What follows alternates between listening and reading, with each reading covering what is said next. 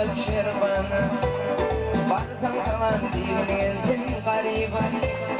Baktırıklar bolun geldi divan Divana divana barsan kalan diğin gelsin gariba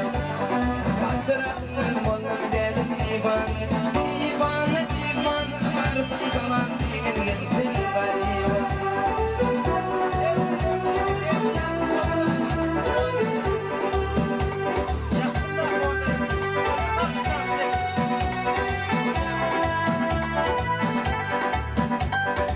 Yaşlamaş dostlarla tanıtı